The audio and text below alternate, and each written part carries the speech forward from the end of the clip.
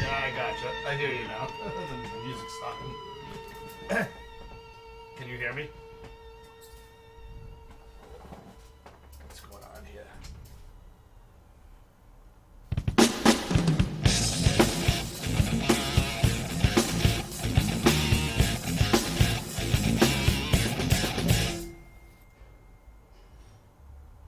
You there?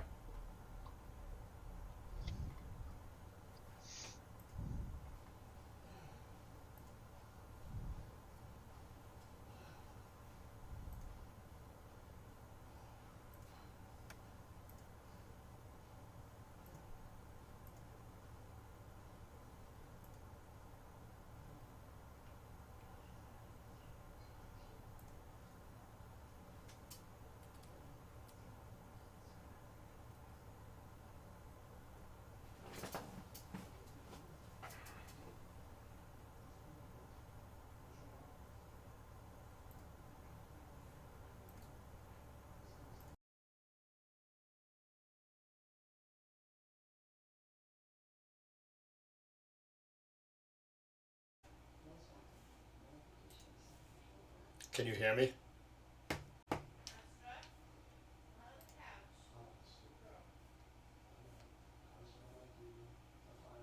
Scott?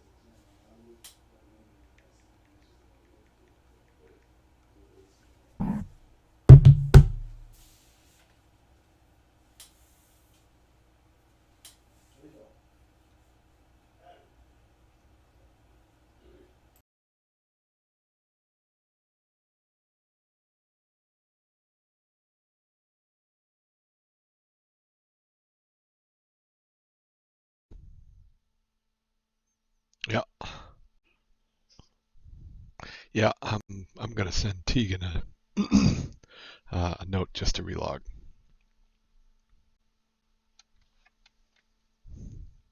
Yeah.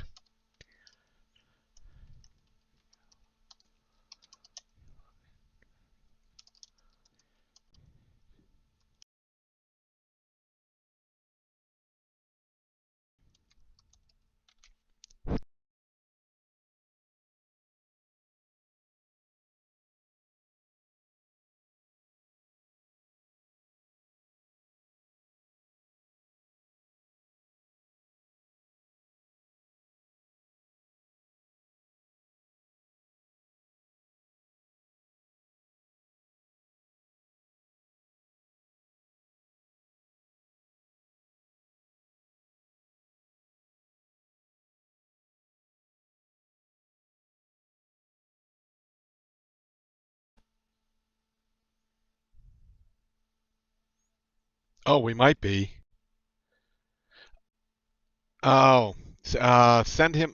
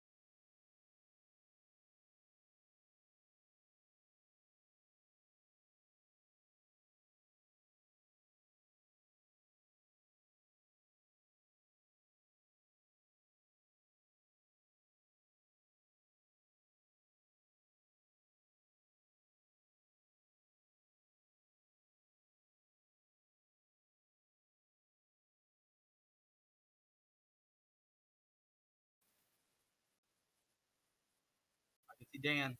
I can see, but can Scott see me? Is the question. That was it.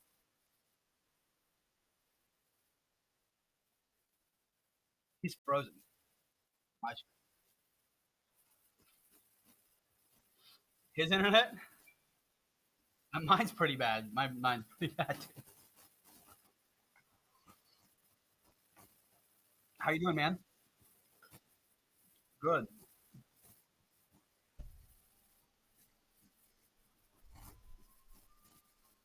Yep. But I can't see Tegan.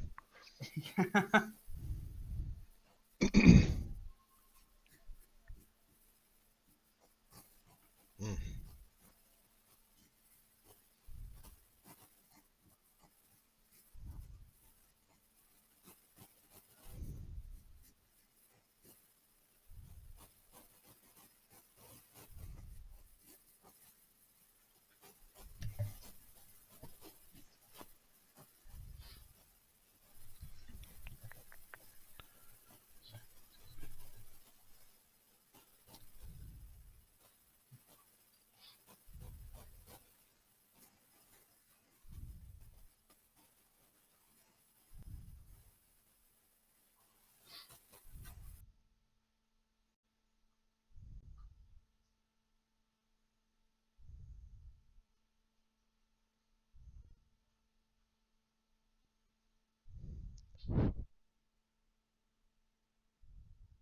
Yep.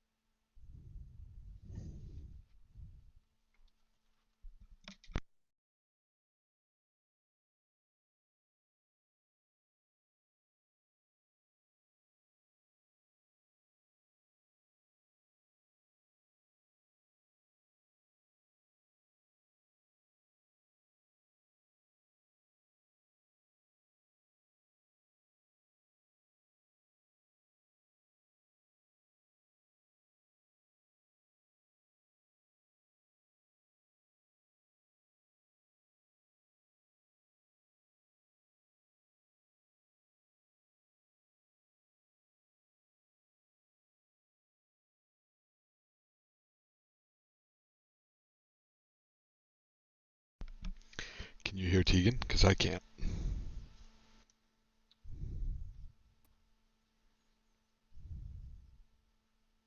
There, buddy? Tegan?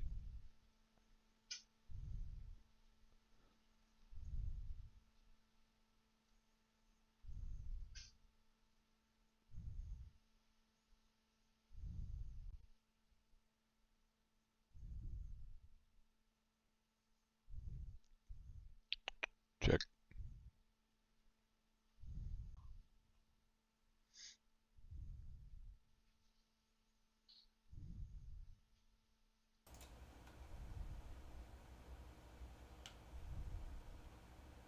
Why is, unless if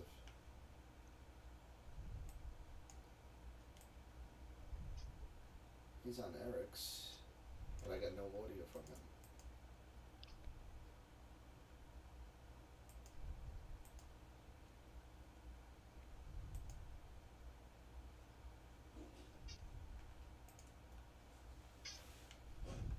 I had him before. Maybe he needs to relog. No, I don't think so. I'm getting no audio from him at all. It's like your mic's unplugged. He's like, nope, it's plugged in. Was he sending text?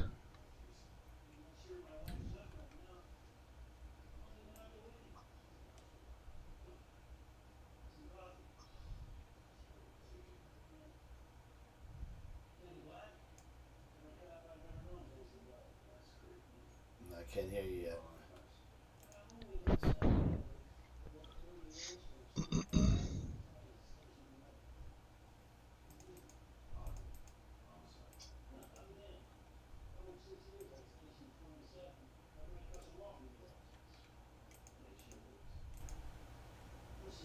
Say something. Yep. No.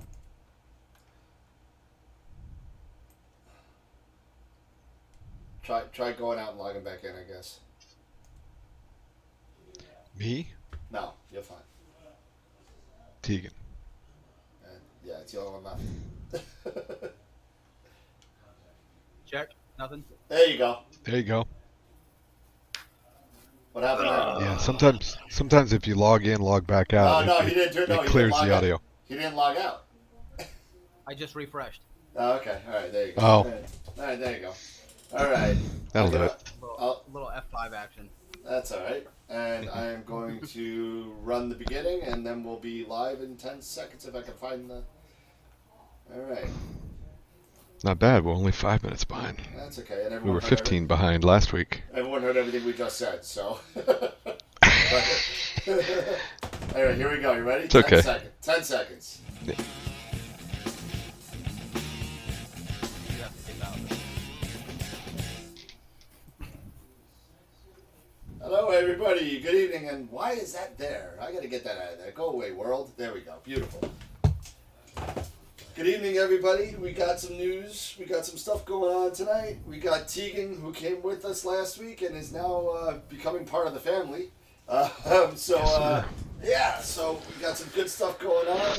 We got a lot of rain, a lot of Oh my ugly gosh. weather. It's been pretty bad. Yeah.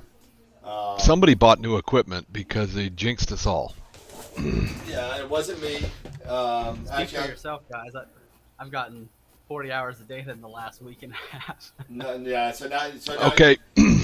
now you definitely have Yep. hit the "we don't like Tegan" list. Mm-hmm. Yep, he's on that list now. I gotta turn down your mic a little bit there, Scott. You're blasting the air. Am I too hot? Yeah, I got you on this side.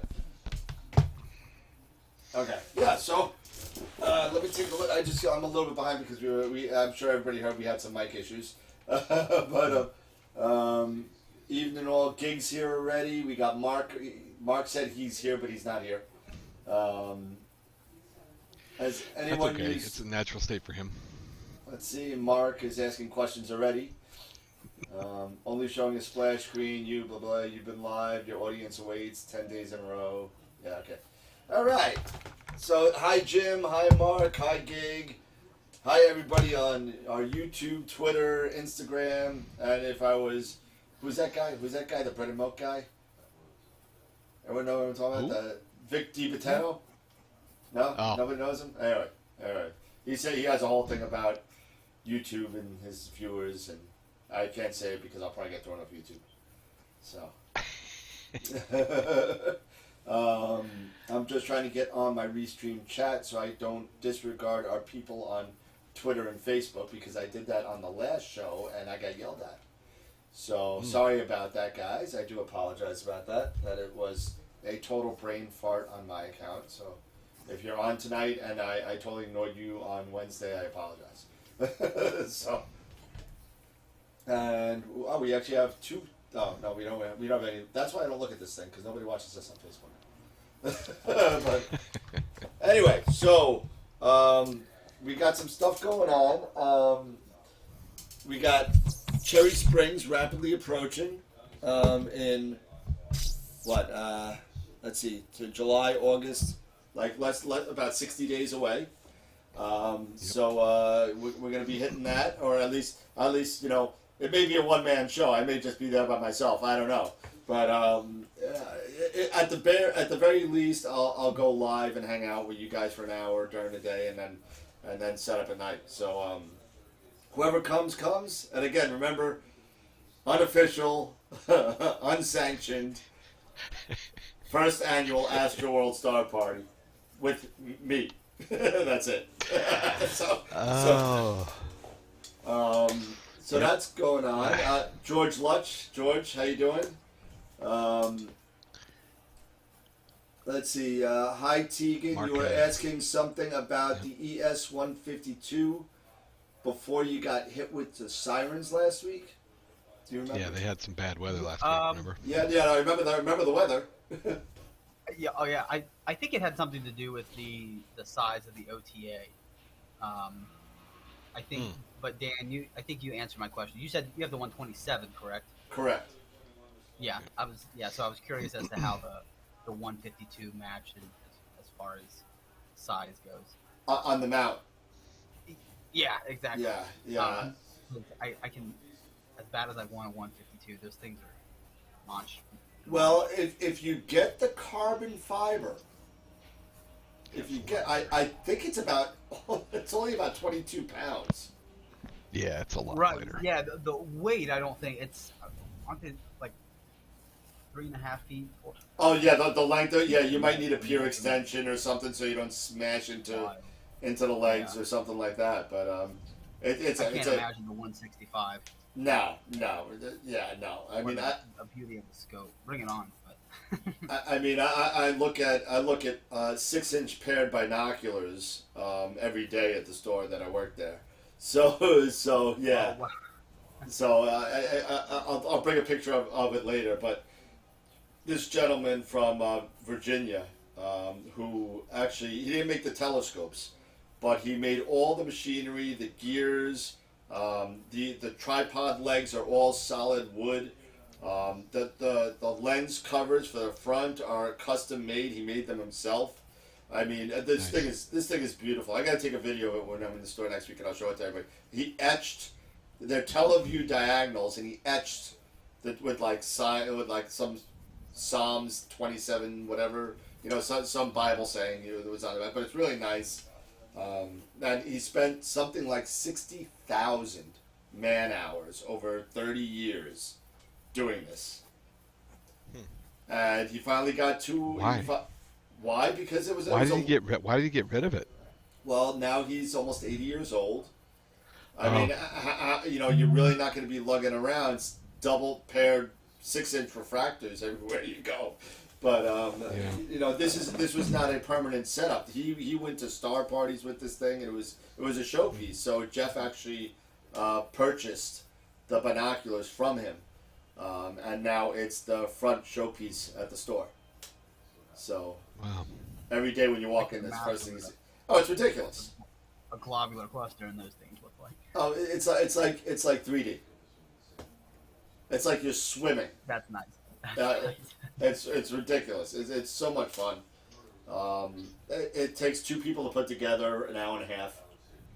I mean, but it's awesome. It's awesome.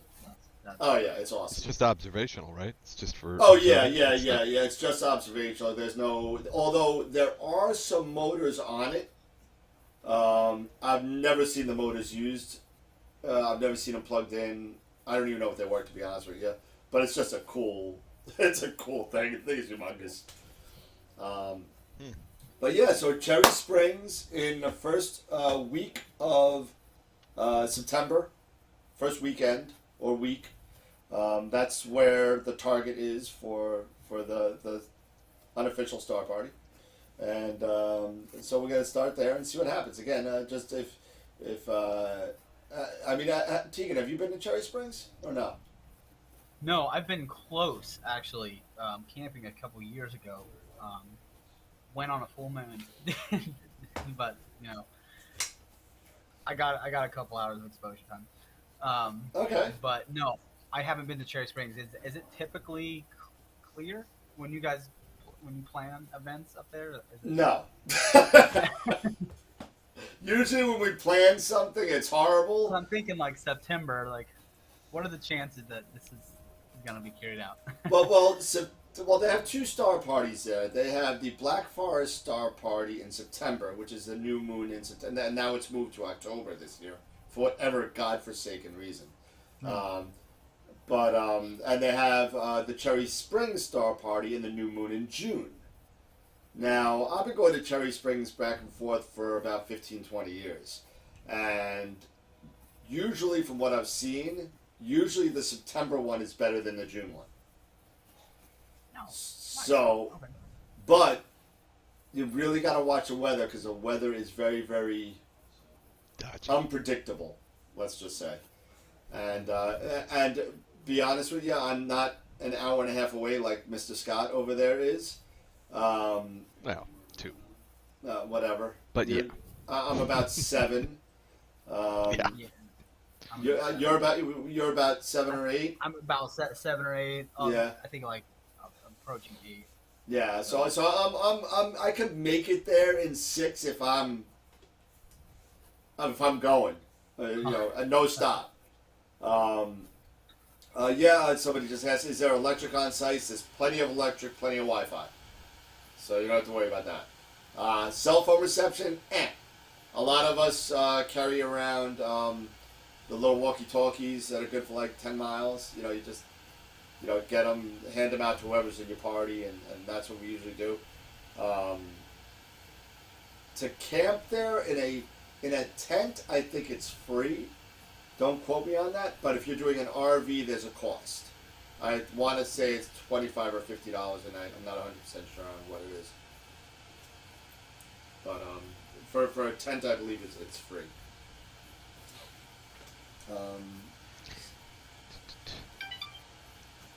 Somebody's beeping. Okay. So what? You got 40 hours of data? Is that what I heard this week? Yeah, on M27. Oh, you're doing a dumbbell, yeah? Yeah, And which scope are you working with? And an RC. Okay. But That's your 8, right? yeah, my goal is to try and get those outer shells, those O3 and hydrogen shells towards the outside to really pop out. But it's there. I might need some more. How much data do you have already? I have a lot. I have 40, but I want to get more. I think. More than 40. I want to see if it increases the signal to noise. I get you. I'm shell, curious. Yeah, me too. Because in those hydrogen shells, I couldn't. I took one sub, and then I couldn't tell a difference after a full night of imaging. After 5 hours, after I stacked them, and I'm like, oh my, that's how many hours on it? So I put 20 hours into it, stacked it. I'm like, okay, it's present, but I don't want to have to push it in post-processing so much that it's noisy. And that's where like masking is really crucial in post-processing. And so to make it easier, you can get more data. But 40's, that's a lot. 40's a lot. I think the most I ever put into a project was 32. I think that was the most. That's a lot of data. That I put into the I believe it was the Pelican. It was like 32 hours, and all narrowband. I did that. The second longest I did was I think 26 on the heart behind me. That was 26 hours. And what are you shooting at? Like F5, F6, 7, F7. F7. Yeah, I'm at F9, and so that makes it, 6 inches of aperture. Yeah. So that makes a huge difference. Absolutely. That makes it harder. I'm really curious as to what like my 10-inch Newt would do. At 3.9. Yeah. Yeah. That would be you can do that in 12 hours. You'll be fine. You get the same signal in 12 hours as you did in 40. I don't want to think about it. I know. Yeah, but each scope comes with their challenges. Whether you're doing an RC, a Newt, even a refractor. I mean, Schmitz, they all have their own challenges. Actually, you got a question on what RC you're using. C8, I think, isn't it? Yeah, no, C8. Which one is it, GSO or? Standard GSO 6 GSO? RC. Okay. Aperture. Yep. And I think we said what target was M27. What target? Dumbbell Nebula. Yeah. That's that is you're doing just narrowband on that, right? HA03, and then last night I went for RGB stars. Yeah. Got hazed. Okay. So tonight I'll probably finish up RGB stars, and then we'll see if So I want to. So since the last time we talked, you've added LRGB to it. Yeah. Or RGB. Yeah. Yeah. And that's the way to do it, to make it more natural looking, because you're already behind. I mean, I don't know if you could say behind the 8 ball, because there's this.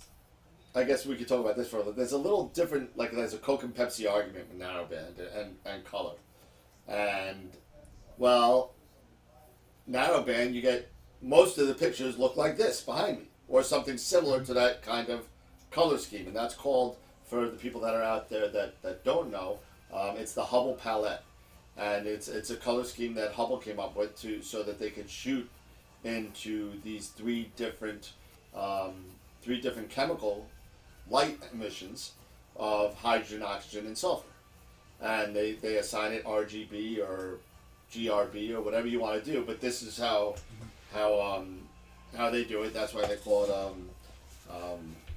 it SHO, because just replace SHO with RGB. So sulfur would be your R, hydrogen would be your G, and oxygen would be your B. And it's really where they almost kind of stand if you're looking at a color spectrum. It's almost exactly where they sit. A little bit, it's a little off with the hydrogen. Right, yeah. But, you know, I mean, hydrogen isn't really in the G, but they put it there. You know, but yeah.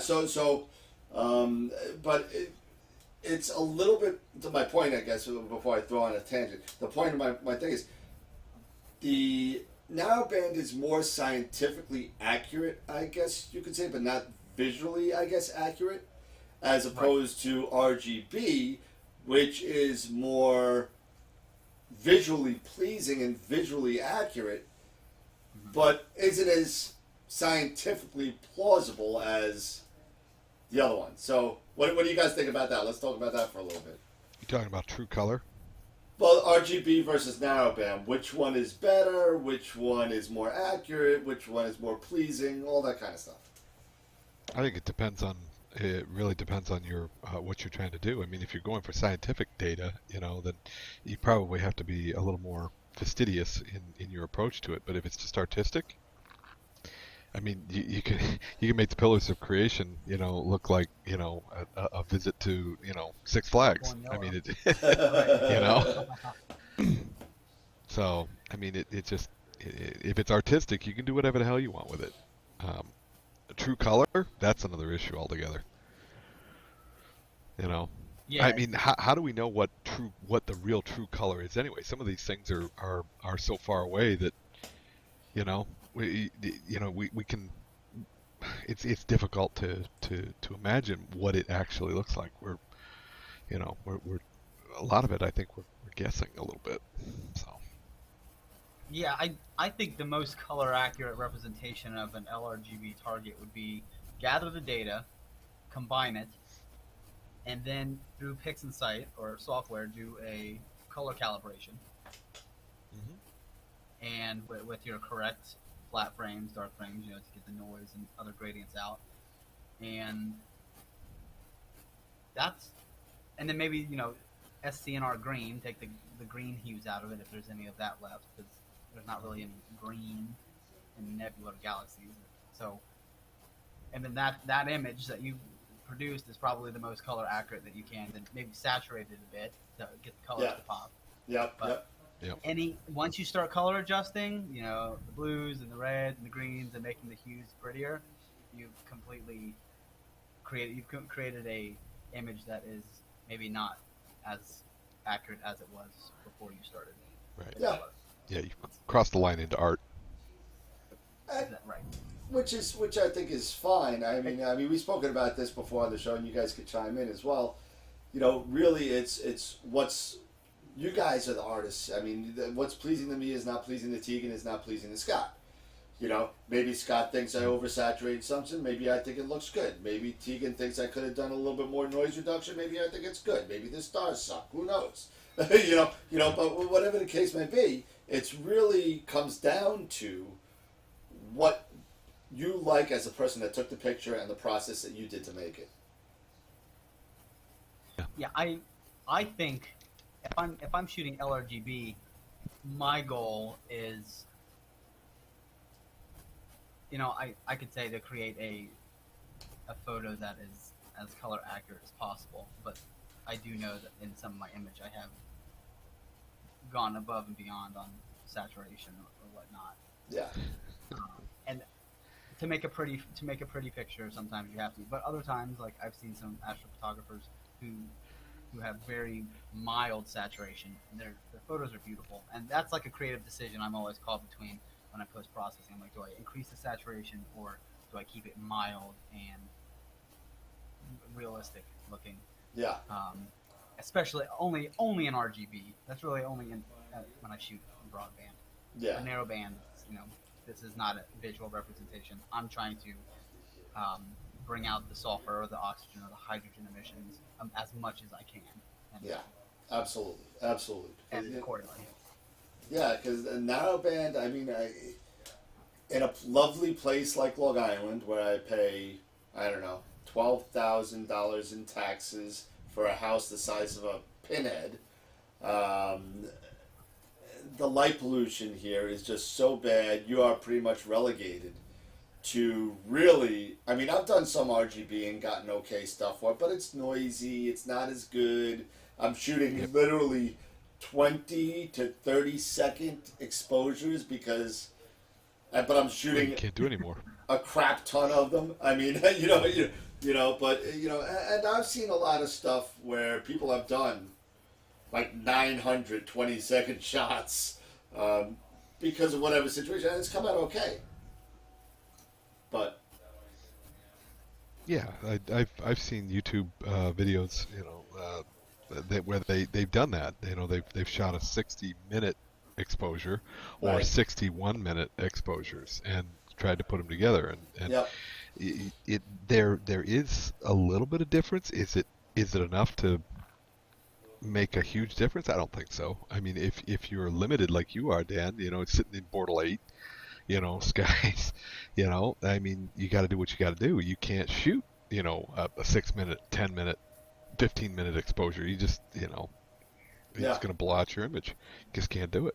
And that's So you got to do what you got to do. Make the best of it. And that's why I do a lot of narrowband. Unfortunately, right now, I mean, you know what I wish, and I wish somebody would come out with this, and maybe Tegan, if you know anything about this, you could chime in on this, because I asked a bunch of people, nobody could show me anything that is out there for narrowband target lists by season, which list the actual emissions of the target.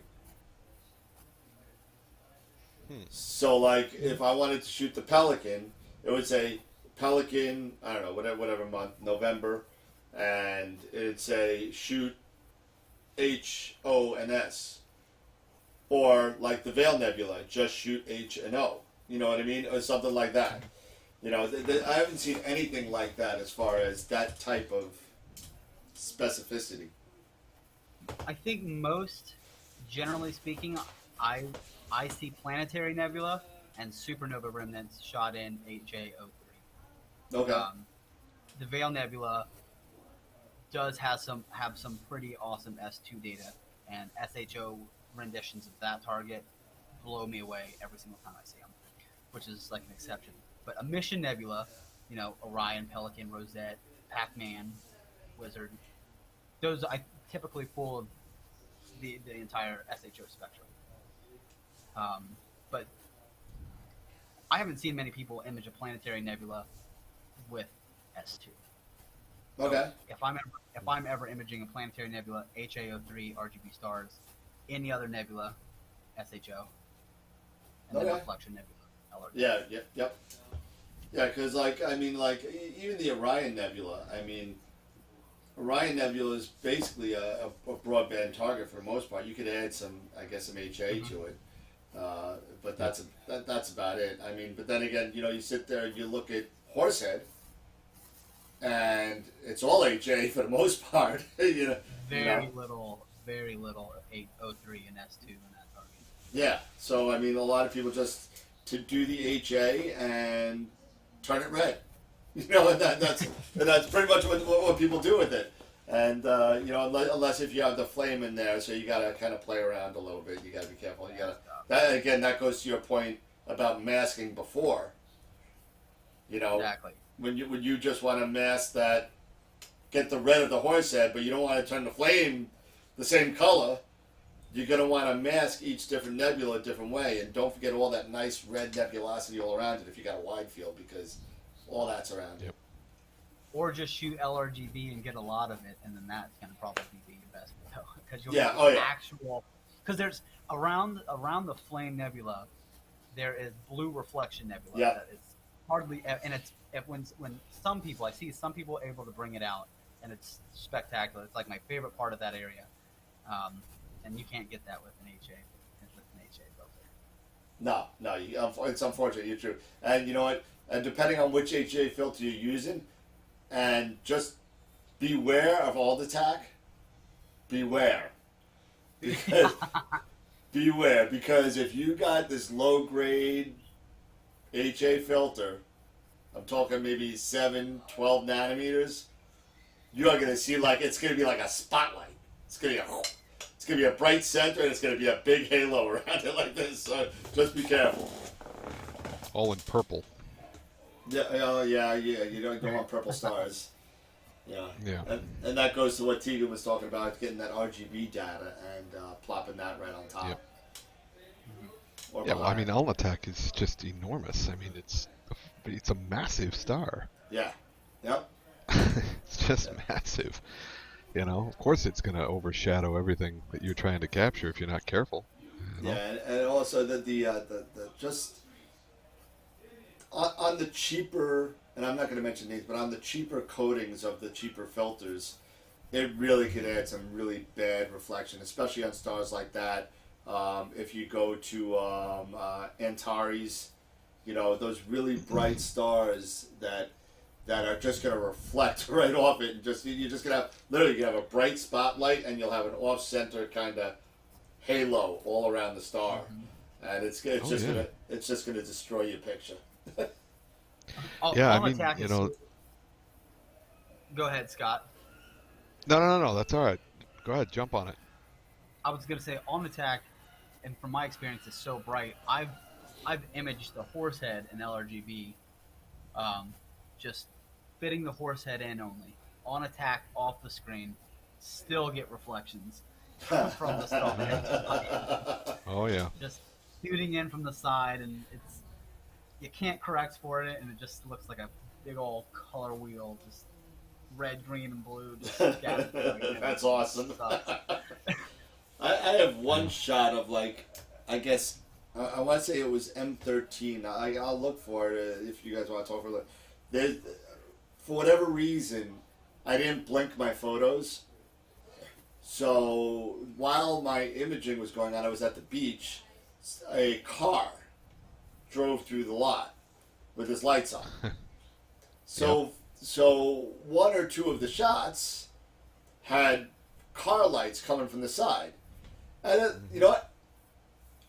I left it in there because it looked kind of cool. So I got these shiny lights coming on the side. It's kind of wild. So I'll look for it, see if I can find it. But, hence the whole thing behind art.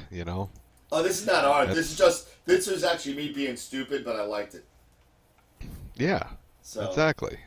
What one man's art is another man's stupid, brother. So, yeah, I guess. I one of the things, it was a hard lesson for me to learn early on in my photography career was never ever buy cheap glass.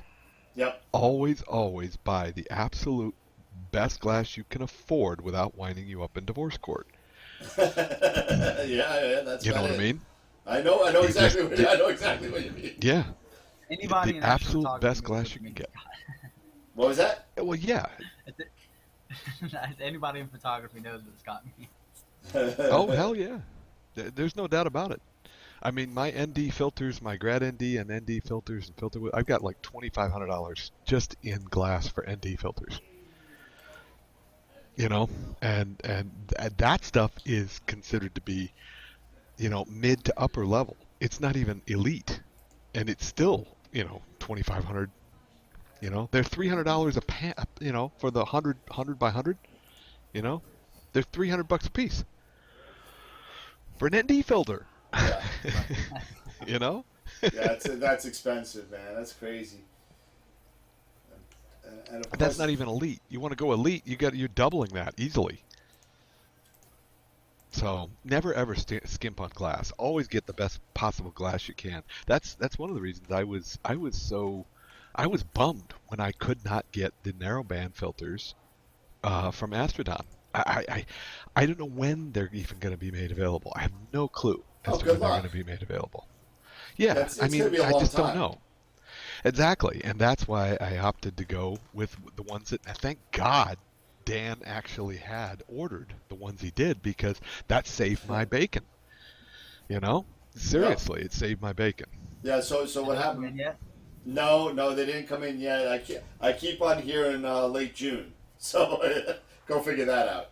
But Yeah, yeah. but I spoke to a buddy of mine today, T.J. Conley, and Hmm. he was asking me regarding a EQ8R, Mm. and he wants to know the lead time. But I said, you know what? Let me see if I can find out the lead time on it, and maybe I can find out. And so I did, and you don't even want to know what they told me. Oh 2020. yeah, it's probably second quarter next year. October Uh, 2020. Yep, October 2022, Yeah, that's third ridiculous. quarter. But you know That's they've just, also it's been ridiculous. they've also been over promising. So I've been seeing them come in 3 to 4 months earlier than what they've been saying. So I mean it's definitely an interesting. I mean this is just crazy. And what I'm hearing is because of the semiconductor and microprocessor and computer board shortages that are out there right now, and that's what the big holdup is. It's not necessarily the mount itself; it's the innards that is the issue. Yeah, they're having the same problems with in the auto industry. You know, especially with trucks and such. They can't get the Trucks, chips. yeah. You know, Yeah, well, they just can't the get them. cars are starting to feel it now. Hmm. Um, and we're just gonna have to see. I mean, this is just gonna be crazy if we. Yeah, I mean, I know Or that a lot. manufacturer. Yeah, well, a lot of companies in the U.S. are starting to ramp up now because they're starting to see that, it's starting to hit the regular public now. So they're starting to ramp Hmm. up, and maybe we'll get back to the glory days of Silicon Valley again, where we were like the main producer of this stuff, and maybe this will wake some people up to do that. Yeah, So I hope so. yeah. I would have to agree with you. Yeah. So I would definitely have to agree with you. You know, I'm I'm glad I bought my Jeep when I did. Let's just put it that way. I wouldn't want to have to try to find a Jeep Summit, right now, brand new. Forget yeah. about it. I'm never gonna get one.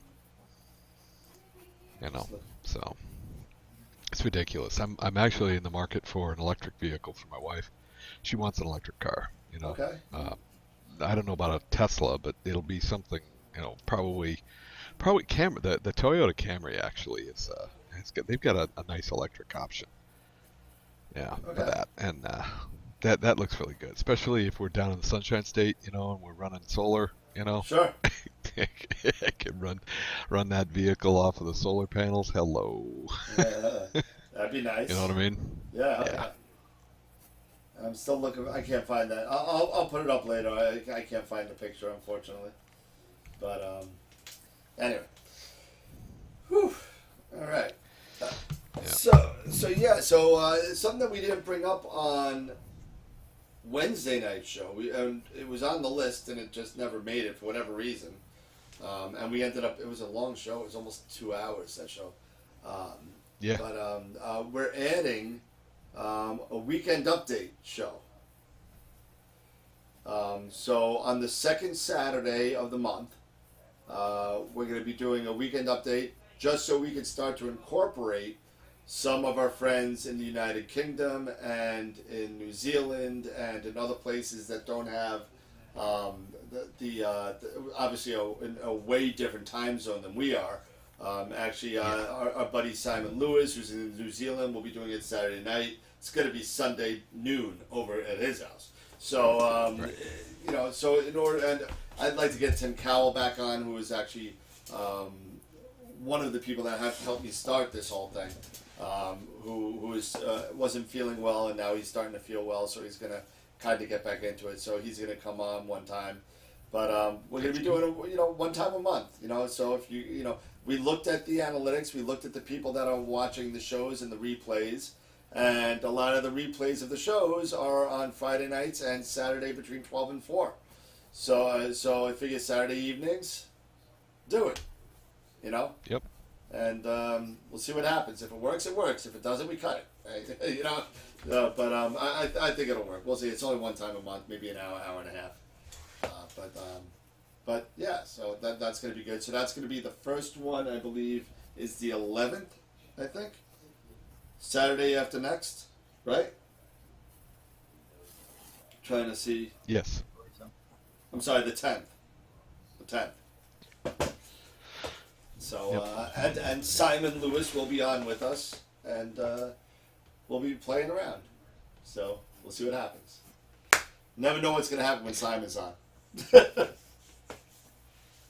Yeah, and it's also it's good to to get people that know their equipment. They know what they're using, and they're promoting some of the nice stuff that's out there. I had a very interesting YouTube comment come through on my C14 deep dive video. I had now, and I can't confirm this, but he claims to be the owner of Peak Designs. That he watched the video, and he said he got a real chuckle out of the case that I use for my C14, which is a soft-sided padded case. Yeah. And it's made by, guess who? It's a parent of Peak Designs, which is really kind of cool. So he really liked that. So I'm going to try to connect with him and see if he's legit. If he is legit, maybe we can get him on the show. Sure, why We'll not? see. I know, like, future guests look like Pete Proul from IP for AP will be coming on. I know that Ron Breacher will come on whenever I ask him because he's a great guy. Yeah, he's a peach. Adam Block has been on 2 or 3 times already, so we'll probably have him on again eventually. Just don't want to. We've been without a guest for a while, so I think it's time to start ramping that up again and start getting. And Pete Myers is going to be on from Optical Structures. He's going to be on probably in August. Yeah. Pete, I'm going to grab for July. Maybe some of our other fellow astrophotographers, like Sean, Amy Astro, see if we can get them to come on. That'd be great. Oh yeah, Sean was Visible Dark. Yeah, Sean was on once already. He loves coming on the show. He has a blast every time. Yeah, Sean's a cool guy. Yeah. So and he's doing well. So he's back in the loop on things. So yeah. Yep. So, what else we got? So nobody's bought anything. The only thing that, let's see. I got no more new toys. They've just been sitting there. That's not completely true. Oh, you lied. This weather is your fault. Well, this really isn't telescope stuff. Oh. It's more telescope storage stuff. It's funny. I can't even. No, well, it would help if I was in the right messenger. There we go. But yeah, they sent me. I just paid for this bad boy. I think I showed this on Wednesday. Actually, I didn't show it on the live show. And I can't. Oh, yeah, okay. Was that the form fitted for the RST? Yeah, Nice. it's a laser cut. Yeah, it's a laser cut in the JMI case. So they did the mold for that, and it's got a couple of other cutouts for extra stuff.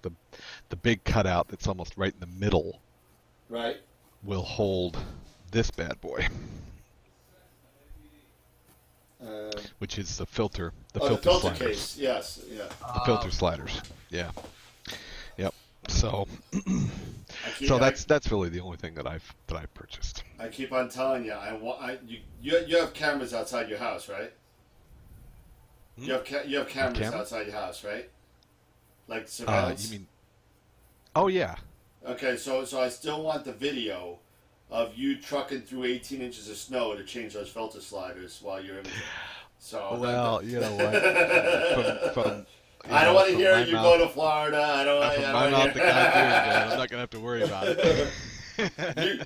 you bought those not knowing that you were going to Florida, so I want That's the true. video of you trucking through this, because that's the first thing I said to you. I was like, God bless you, because you are in the middle of upstate New York, where the land of the snow. I'm sorry, you're not even in New York. You're kind of New York, right? Yeah. No, yeah, I'm just Yeah, outside of Rochester. Yeah, but you're like kind of in a place no one goes.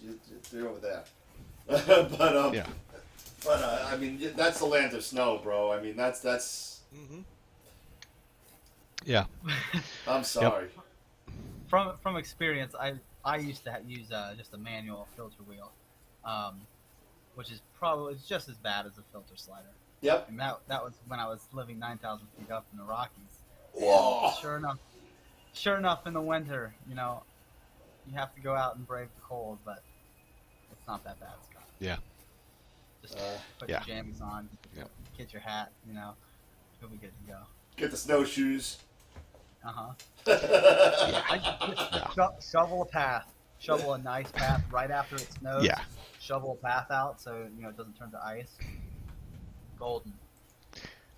You see, even if I was staying here, I still, the scope is sitting in the middle of a driveway that's 20 feet wide, 90 feet long, concrete driveway. That thing is going to be plowed with a snowblower, and it's going to be salted, If I was having to trudge through the snow and the grass, then Dan would definitely be giggling his butt off. You know what the funny thing about the whole thing you just said is that your driveway sounds bigger than my house. Yeah, it's 1,800 square feet. Yeah, 1925. So it's a lot of concrete. My father and I put it in ourselves. God bless you. And it's still there. Yeah. Oh yeah, it's still there 10 years later. Yeah, Nice. It's in good shape. Yep. I've done a lot of concrete work. I wasn't kidding Eric when I said I've done a lot of concrete work.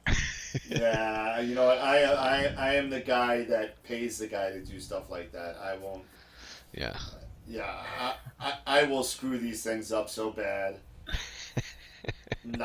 I can't. I don't have the wherewithal nor the patience to even think about stuff like that. I don't. Yeah. This is what I want. I don't care. Just do it. Can you do it? No? Okay, I'll get someone else. Yeah, just take the money. Just go. Is it going to be done tomorrow? I mean, yeah. I can't. Because if I did it, I mean, I bless the guys like the TJ Conleys, the Erics, these people that are putting the stuff up on their own and figuring it out. Yeah. Hey, I give them all the credit in the world. Yeah. Yep. I'm way too lazy. I'm almost as lazy as Jason. And that's no. I have those skills, so I will do it. What I don't like doing anymore is getting up on ladders. If it requires me being on a second story up on a ladder 15 feet off the ground, I'll pay somebody else to do that. No. Ladders scare the living daylights out of me. It's not that I'm afraid of heights. I'm afraid of the ladder failing. I hate ladders. And I hate ladders. yeah, I just no. No. Dude, I'll hate pay somebody heights. to do that. I hate heights. I don't like any heights. That's why I cruise. I don't fly. Oh, well, yeah. Heights don't bother me. It's not the height that's the problem. It's not even the fall that's the problem. It's that sudden stop.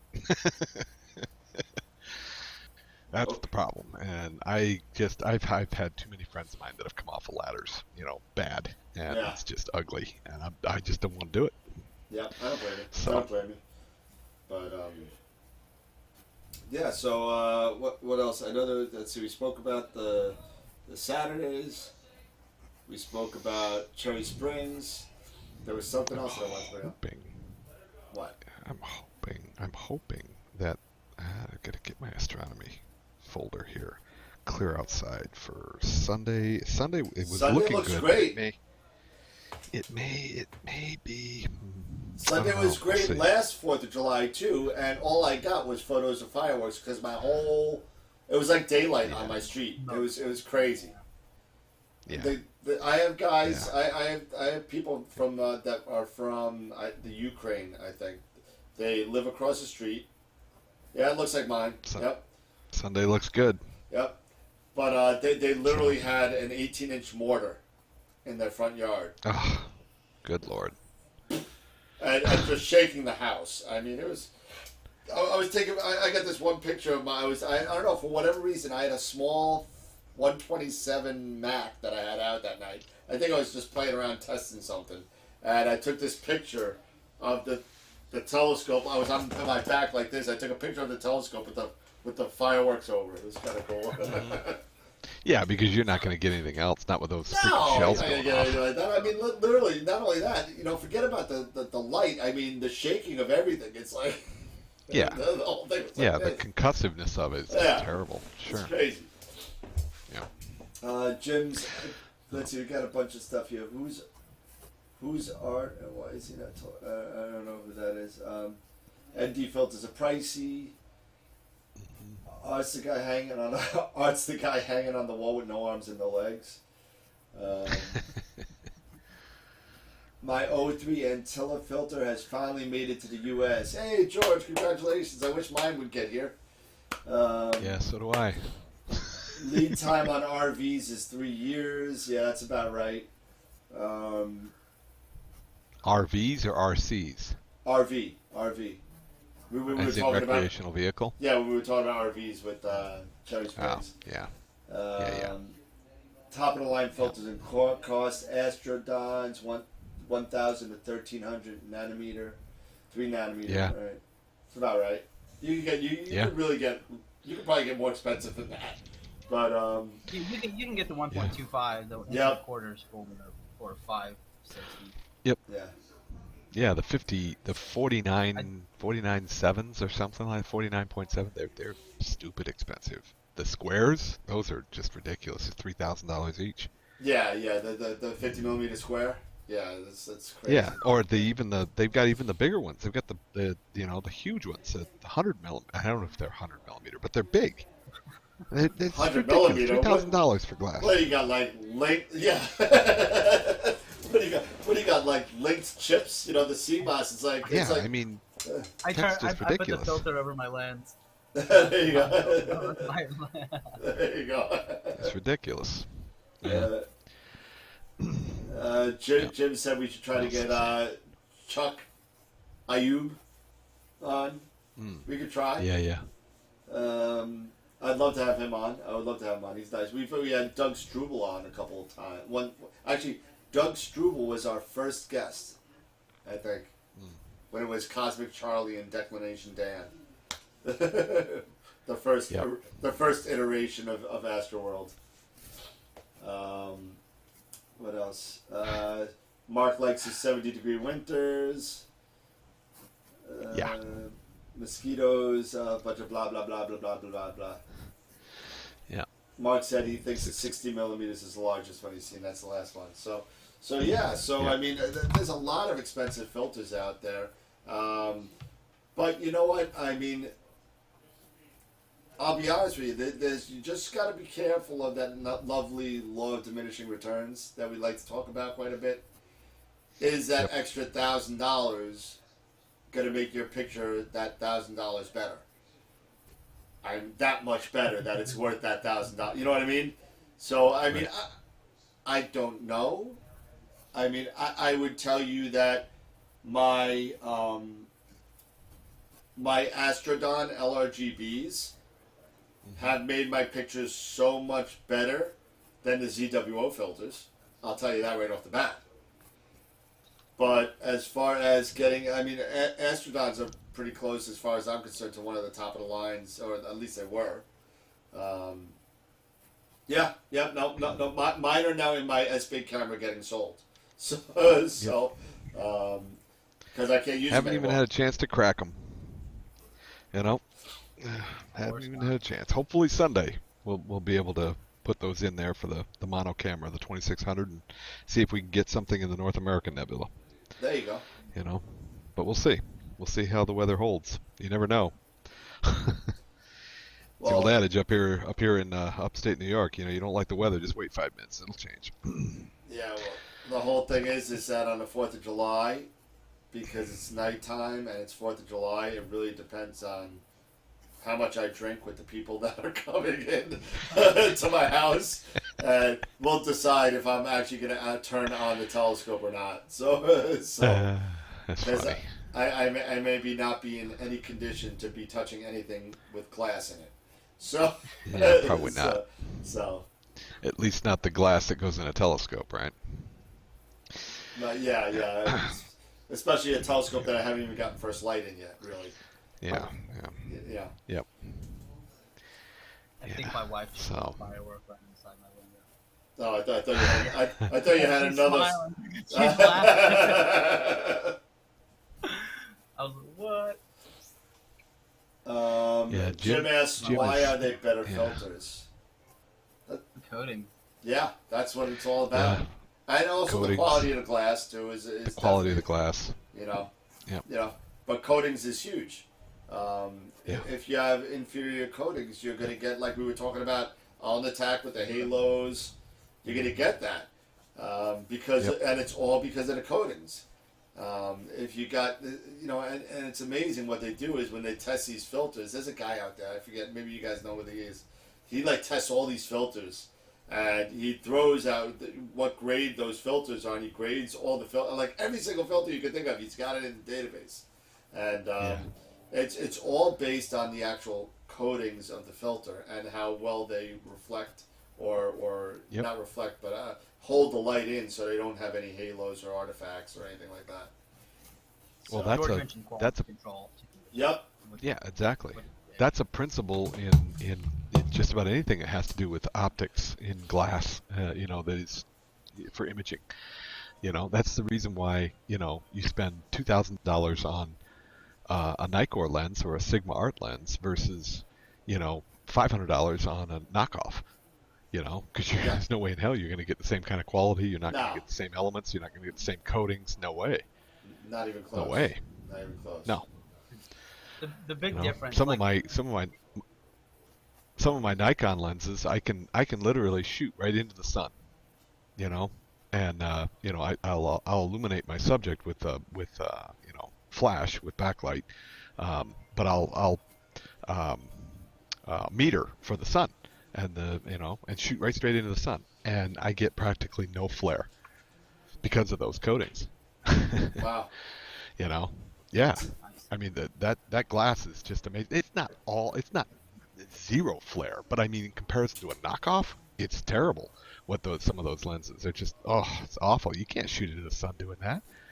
With knockoff glass like that, it looks awful. It looks terrible. Tegan, you were saying something. The big difference. I heard you. Oh, it's something just goes back. It's kind of off topic, I guess. It goes back to what you were mentioning about is the price difference between filters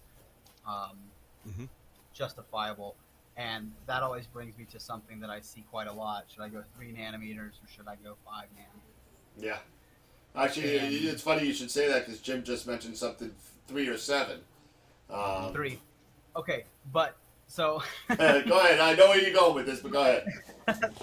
that's my answer. No, you could go. It's all about the narrow. Obviously, the narrower the band, the more contrast. The stars are going to be smaller. Your data is going to be cleaner. I had a 7 nanometer. I worked with a 7 nanometer and an 8.5 nanometer, HA and O3 respectively. And I was in a Bortle 7, and my images were nice, but I would say that around that time, I switched. I'm like, you know what? I'm just going to go buy once, cry once. Go ahead and get the 3 nanometers, and the difference that I saw was Phenomenal. more than drastic. Yeah. The improvement between the 3 nanometer and the 7 was drastic. I would also argue that you could go for a 5 nanometer and still get some pretty awesome results. The more light heavier the light pollution you are in your area is, the narrower you want to go. Yeah. If you go 3, you're never going to have to buy. You're never going to have to buy again, unless you get like a super fast system.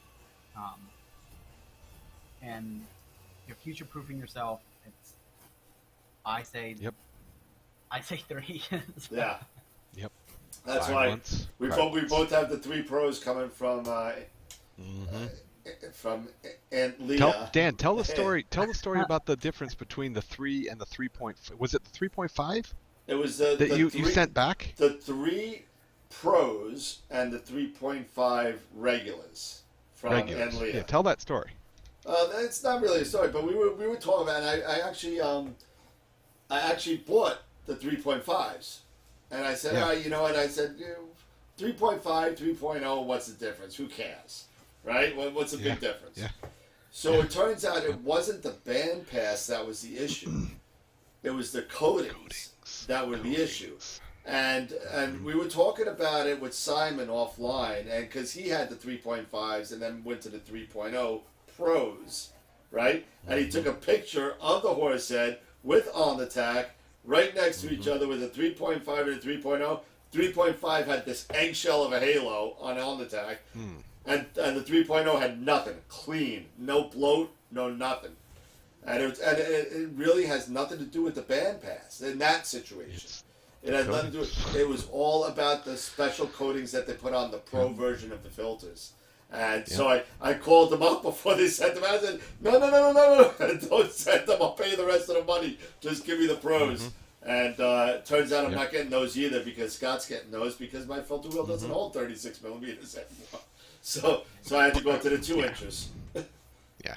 He's still getting the pros. He's just getting the bigger ones. Yeah, I'm getting the 2-inch ones. Yeah, so. Which I'm probably waiting until probably, I don't even know when. Yeah. Yeah, I'm really excited to try these Aunt Leah's these pros. I think they're going to be really amazing. Yeah, We're excited to see him try something. What's that? Huh? So we're excited to see him try something. Yeah, really, do anything. Anything at this point. Take a picture of a cat. I know. I mean, you know, do something. I pointed He has at dogs, my neighbor's man. house, but I'll get in trouble. I'm telling you, man. I mean, in all Use your fairness, equipment. in all fairness to Scott, he's been going through a. Usually people. Growing pains. I don't even know if you call it growing pains, but Scott has gone through about 7 iterations of his rig Mm-hmm. in a year. Yeah. Just trying to get it to where it's at. Yep. Usually people maybe once a year or something, you change little bits and pieces here and there, and maybe once a year or two, you just change your rig. You just get a new telescope and you do whatever. Scott takes a pick and changes his rig. Takes a pick and changes his rig. Takes a pick, and that's it. So he's got like 4 picks in a year, but he's got 3 different pictures of 3 different setups. So. But now that being said, it's also important to note that I have not done that. I mean, I was the one making the decision to do that, sure, but I was listening to the advice of people like Dan, like Tegan. Oh yeah, blame it on us. Pete, there you go. Pete That's Meyer. great. Yeah. Hold on I was listening to that advice, and that, but it was good because it ultimately got me to where I'm at now. And I'm hoping, my hope of all hopes, is that what I've got now, I won't have to change it much. That's really the plan. I'm sorry, change it much? So What would you change? I know. visual astronomers have aperture fever. Yeah. You have gear fever, and that doesn't end. It doesn't. No, it doesn't end. You It think really it does. doesn't. You think it might, but it doesn't.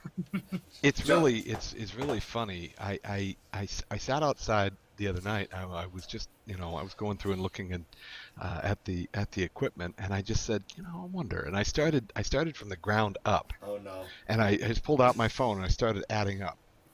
And I added up and I added up. You want to take a guess at where I wound up? What, money wise? Mm-hmm. Oh, I have no idea. Take a guess.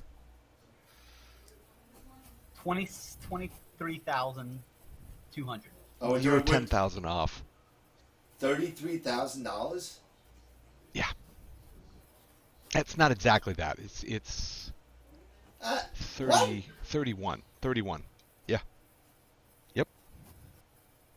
Yep. I double checked it. I don't know. I think I'd have to check that out. Where's Stan? No, You no, gotta I mean- check No, it's okay. We'll talk about that offline. You're gonna get people going crazy. I hear people opening up their checkbooks now. I mean, right now on the I mean, It's insane that when I started this thing, I knew the rabbit hole was deep, and Dan told me about more than a year ago. He said, "No, it's deeper than you think." He wasn't kidding. I mean, it could get, you know what? And in all fairness, Scott, if you got the money, it could go a hell of a lot deeper than $33,000. I'll tell you right now. Oh yeah.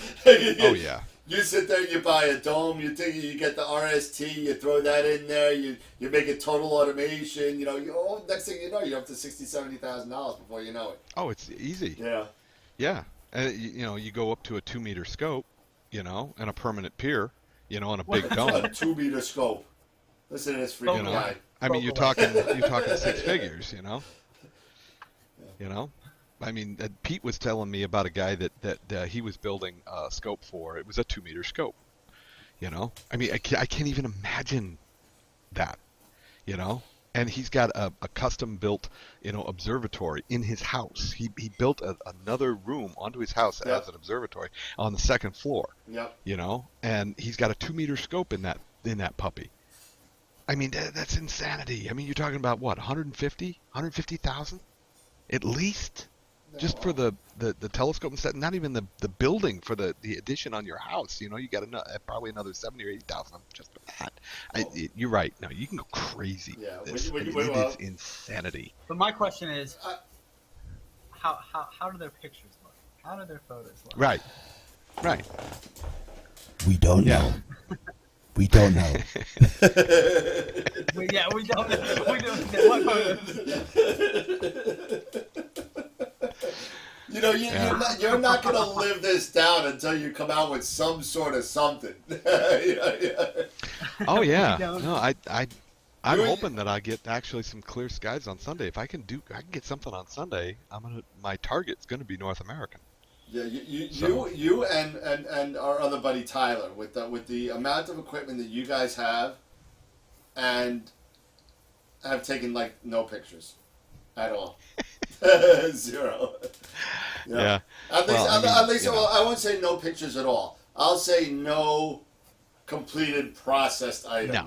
You've taken first light shots, but I mean, Yeah. you have not taken anything over like a 5-minute sub. you know. Oh, I'm not. Yeah. I'm not guiding a 0.1 arc second, arc minute. Let's change to a rainbow hash. Yeah, yeah, right. Yeah, I mean that. Yeah, that yeah. and it, I'm well, not and then seeing the black it hole started in the with the center of MOAG. M51. Let's get a 14-inch SCT. Nice. It started with the MOAG, and the ZWO off-axis guider, and I just couldn't get to work. And hey, by the way, did you guys see that ZWO is coming out with a 12 Yep. millimeter Yep. Prism pickup. OIG for with a full 12 frame. millimeter Is that for? prism? Yep. Is that for? Do you know if that's for? I saw that, but I wasn't sure what size cameras that's for. 'Cause Yeah. It's probably an upgrade. I want it for my. It's supposed to be good for the what is it, the fourth. 26. Yeah. So we'll see. But I mean, a lot of they have information to. is coming out with that. That's a really new product for them. But we'll see what happens.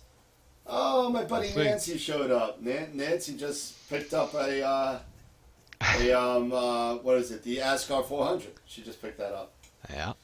Oh, Yeah. I've been looking at one of those. I've Yeah, been for looking it. at one of those. Oh, you should have told me. I had one left. I just sold it.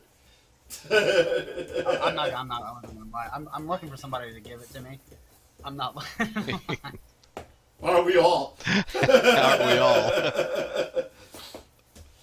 But, Like that. It's like that line in Polar Express when the kid's on top of the train. He says, "I'm looking for a girl." Yeah, aren't we all? George said the new OA off-axis guiders for the 2400, 26, and 62. So, Yeah. Yeah. I figured. so. Yeah. Well, I've already got an Astrodon, so I'm all set. No, yeah, you're never gonna need anything else. But 100 millimeter No. diagonal. Yeah, I mean, it's just. that's for that 2 meter scope you got. But Yeah, right. Yeah, I know. No, I don't think I'm ever going to go bigger than that 14. My next scope will probably be a refractor. Yeah. It won't be another SCT. No, I mean, you know what, I don't know. It's gonna take me a while to get back into SCTs. I've been scarred for life. What happened? Yeah. I mean, I know the wait for SCTs are years, but it's. Oh, it's not even that. I mean, I could get an SCT. I could get one. 11-inch edge. Yeah. Yeah. Yeah, 11-inch edge would be nice. But it just, I know. I think last Friday we were actually talking about it with when I bought my first SCT. I had an LX200 GPS, just came out probably. So it was, I guess, in the early 90s. So it was first generation GPS scope, and bought the wedge, bought everything, and it was just such a to-do. I mean, it was just too much stuff. The wedges back then were garbage. I mean, forget about turning this thing in the summertime. The either one, the altitude or the azimuth, either one, they were made out of solid aluminum metal, and in the wintertime, you would just scrape up your hands turning this thing, and just to get, because if you were just set up and you didn't have to touch it, I would have to set up every night at that time, and I'm like no, and then I got to do the collimation. Because I collimated every time before I image, every single time I would do it, and I would do it, and then I would do that. There was no such thing as plate solving yet. Plate solving was non-existent. There was no plate solving. So you had to know where things were, or your go-tos had to be perfect. Yeah. PhD guiding did not exist. I used something called Guide Dog. And, and, so you know That's how... awesome. Yeah, well, you know how PhD, it does a nice little bling, bling, if you lose a star? This barked at you. It barked at you, and it went, woof, woof, woof. and you could, and there was no off. There was no off for it, so you couldn't. The only way you could do it is mute the whole computer. So I'm like, all right, well, and it was just a lot. And I was doing DSLRs. I bought a cheap CCD camera from a company called SAC, and it was a SAC 7B. I remember it, and I forget what. They're out of business now. I don't know who the hell they were, but I bought it, and I mean the chip was probably the size, I guess, of today's size, probably like a 120. Planetary camera, yeah. But it was a deep sky camera. So, but the chip was the size of literally like a pencil eraser. Yeah. So it was just a nightmare. Yeah, we are definitely spoiled, with a lot of the upgrades and the advancement in technology. The way things have advanced with this hobby. I can't imagine what it's going to be like in 5 years. I'm sure Dan 10 said that years. back with his SAC 7B. Oh, I was like, this is awesome, and you know where it ended up? In the garbage. They would write in the garbage. I was like, this is a piece of garbage, and I do it. But well, and I not for nothing, but I polar aligned several times with the CGXL, and it was okay. I mean, I was able to get it to work pretty well, but the difference in the feel between the adjustment for polar aligning on the RST versus the CGXL, it's night and day. The RST, it's like butter, it's just smooth as butter. Well, you know what? It's incredible. What? You know what, Scott? Just so you know, you paid about $4,000 for that butter movement stuff that you got. Yeah, I know. The $4,000 more for but good news is though, I sold the CGXL. Yes, you did. So. For the small fortune in shipping that guy paid for it. Oh, that right there goes to show you how hard up people are right now for equipment. The guy he runs a He's a really nice guy. He runs an astronomy tours group out in Bryce Canyon in Utah. It's a dark Oh. something. I it completely left me. But at any rate, the name of his business. That's my phone. The name of his business is Dark Archon, or no, it's not Dark No, Archon. Dark. That's a software. That's guy. a different guy. No. But at any rate, he runs this out there, right? And he had a CGXL, and the CGXL that he had was a beta that he got when they first released it years ago. And he literally wore it out, and he was in the hunt for a CGXL, and he saw mine and he realized that it was practically brand new. It's only been used 7 or 8 times. Right. And he said, yeah, I'll take it. I'll take it at the price you want for it. And I said, it's going to be expensive to ship it to Utah. And he's like, yeah, whatever.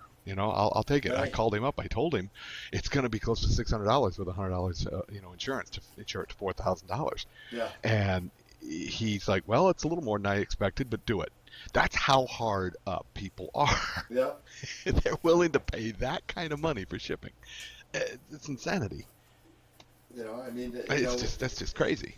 Equipment is hard to come by right now, and it's a shame. It's great, in all fairness, it's awesome for the hobby because that means everyone has something. Because that's it, George. George just nailed it. Dark Ranger telescope tours. That's the one. Oh, there you go. That's the guy. Yep. But it's really great for the hobby because this hobby has seen such a boom, and I talk to a lot of people in the business of either telescope sales or whatever the case may be, and people have not seen this type of enthusiasm for either even visual or photographic. It doesn't matter since Halley's Comet in 86, 89, whatever it was. Yep. I mean, they haven't seen anything like that. Even the Great Eclipse wasn't as good as the boom that we're seeing now.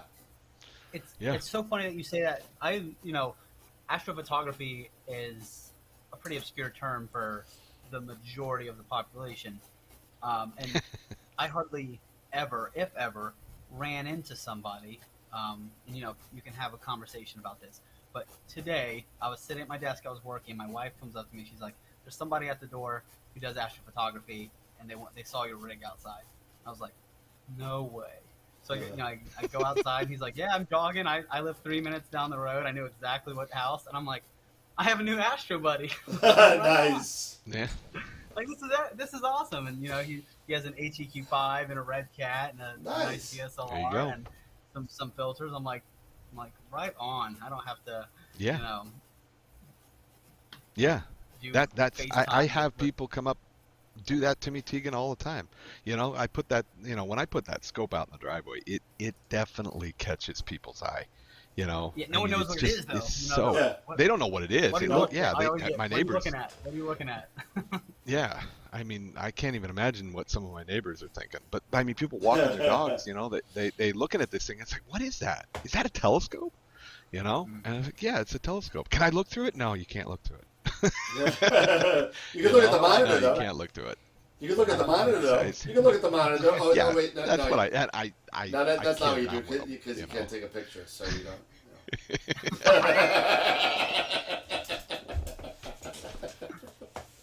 I'm just playing with you. Nancy corrected me. Yes, it was 86 for Halley's Comet, so thank you, Nancy.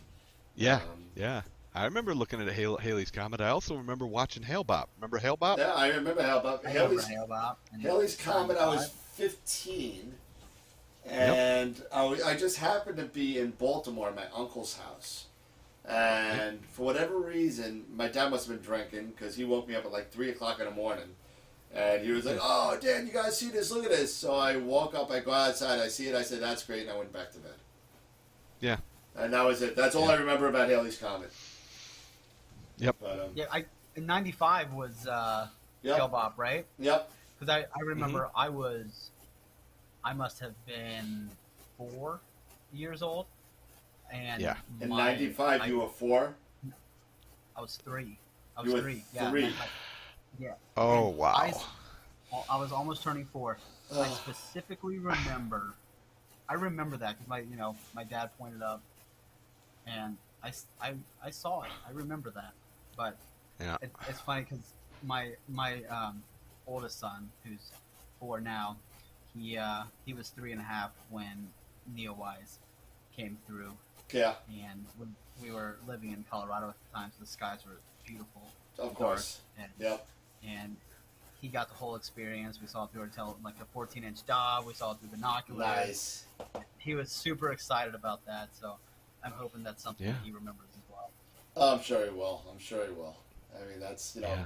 Yeah, I'm still stuck on he was 4 in 1995. Yeah.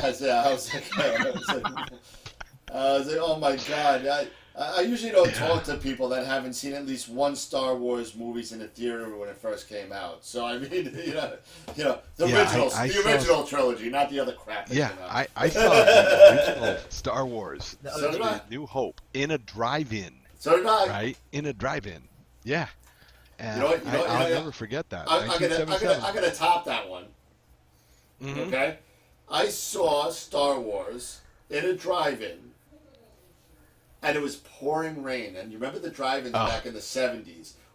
First of all, the cars were all made out of steel. There was none of this nice little like velour roofs where it stopped the sound of the rain hitting your ceiling. No. It was like a The hailstorm. radios were outdoor, weren't they? Yeah, you had the speakers that actually had to come in the windows with wires that came in. There was no Bluetooth on your radio. There was none of that. So it was so bad. The movie was such a horrible experience. My dad was like, "Screw this, we're gonna go to the movie theater." I saw it twice in the same night. Nice. And Nice. I almost made it through the second round. I passed out right when they were just turning off the tractor beam. And that's when I passed out. That's the last thing I remember. But I saw it twice in one night. I was 6 years old. Mm-hmm. Yeah. 6 years old. Yep. Yeah,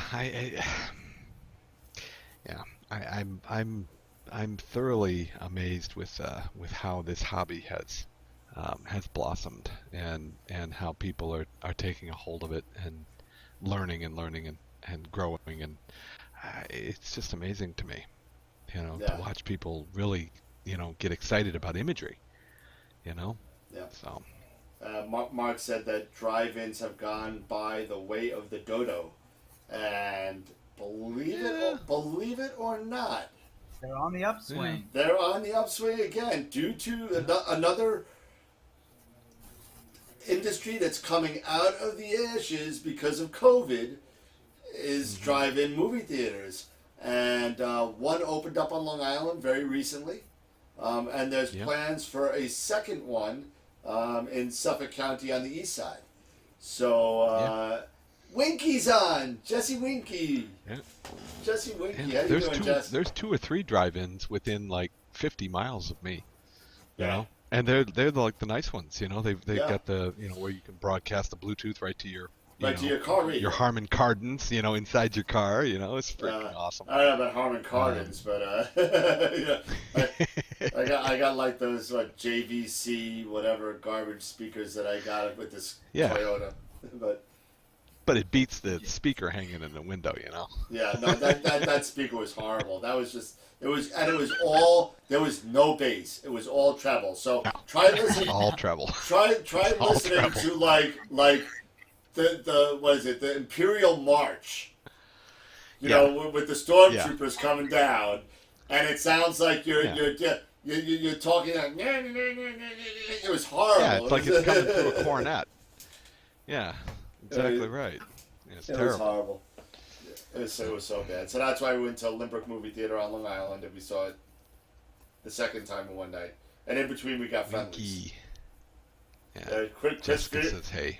Chris Frieskin, what's up, man? Taking some awesome pictures. Yeah. He's all over Facebook. He's taking some really cool stuff. Very cool. Yeah, very good stuff.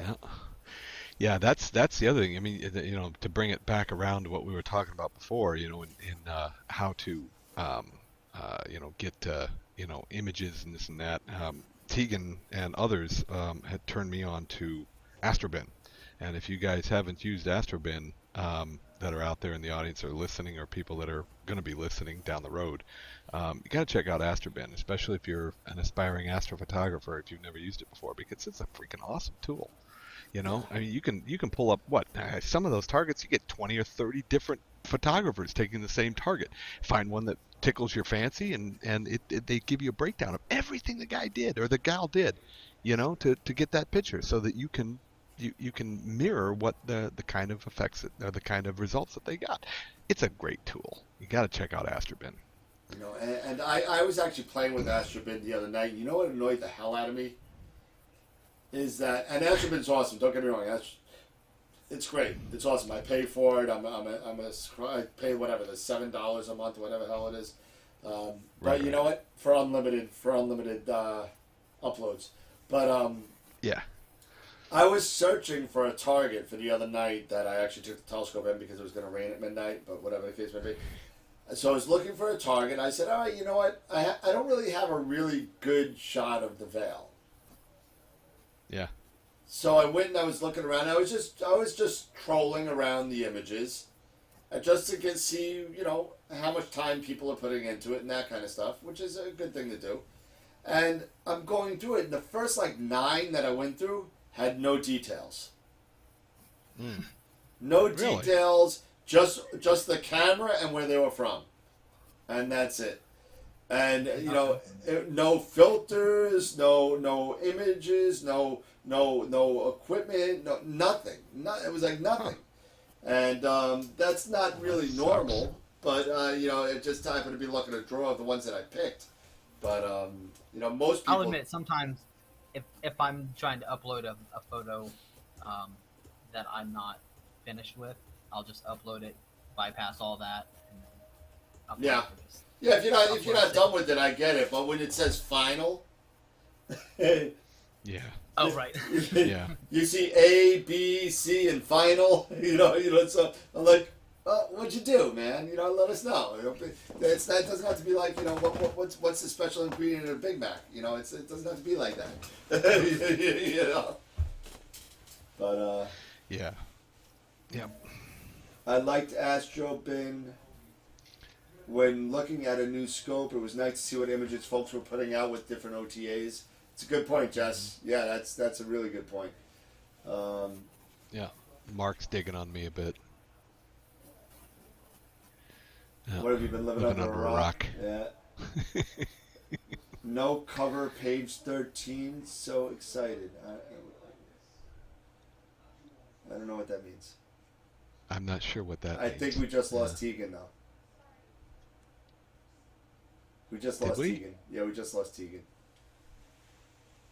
He just froze up. Oh, yeah. Yeah, he did. Yep, sure did. Yeah, let's switch to... Oh, nope, he's back. There we go.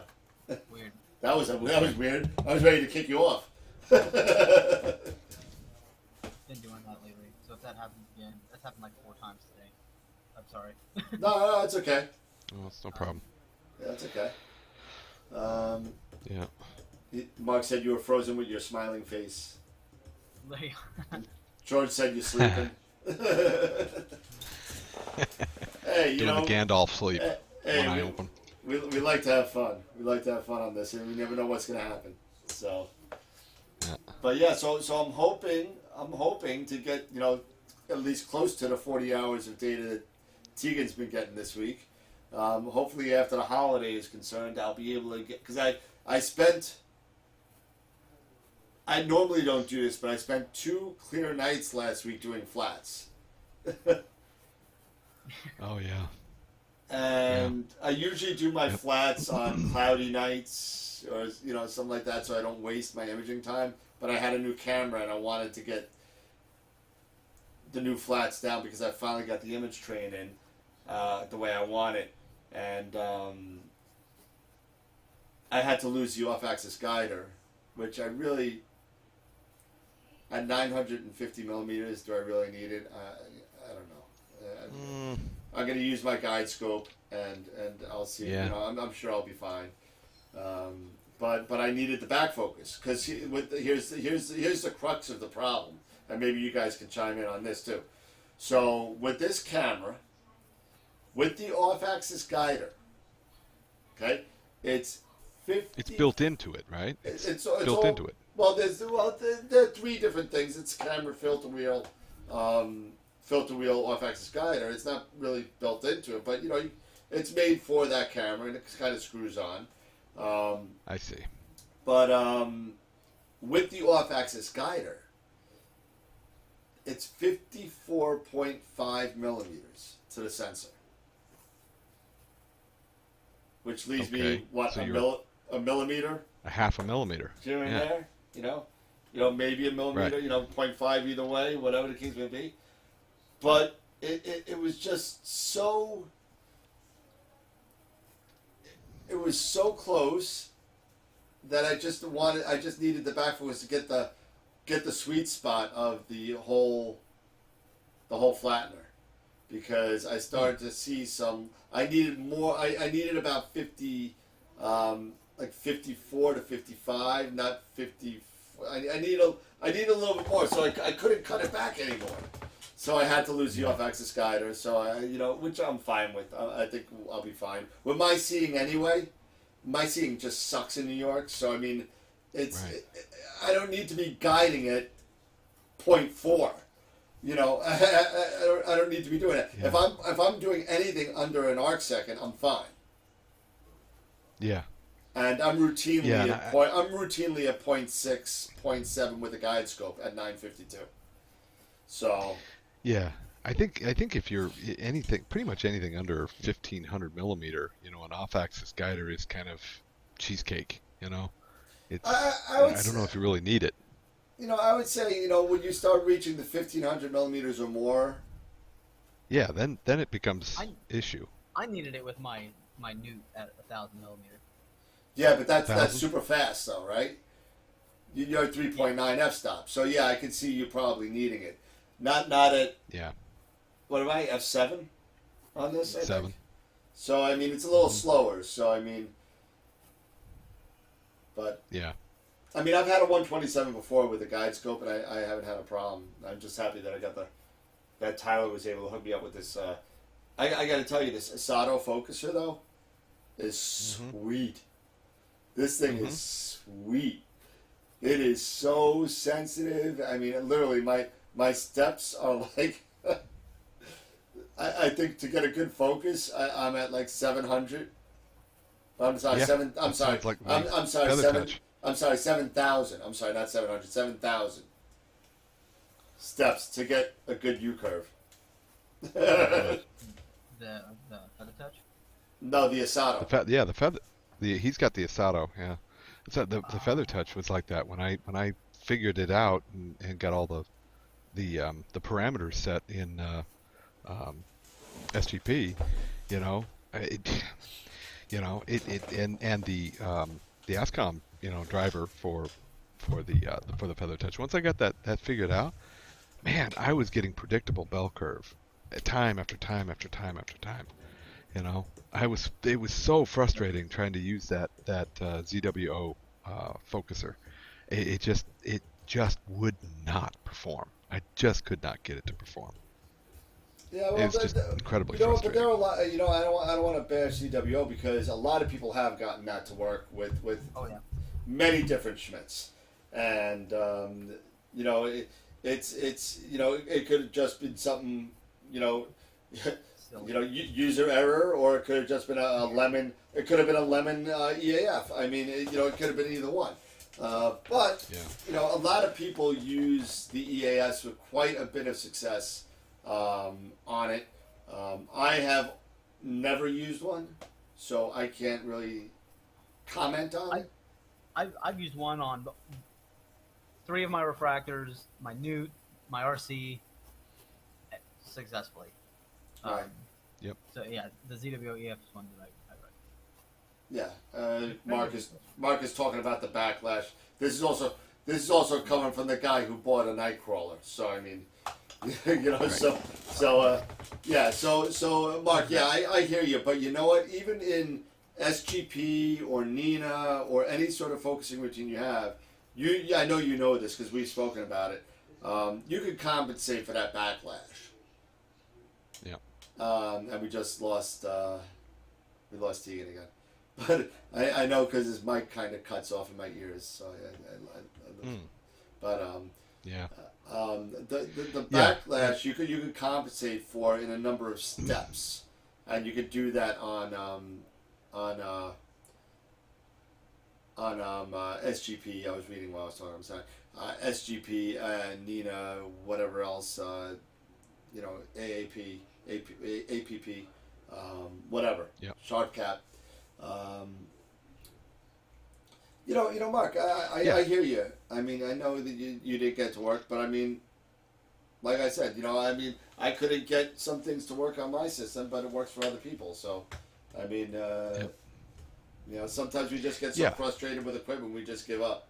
And I've done that on a number of times with a number of equipment. So I'm like, too much trouble. Get rid of it. Yeah, I mean, you got to find what works for your particular rig. I don't think there's a cookie cutter approach, No. for every single rig out there. No, I agree.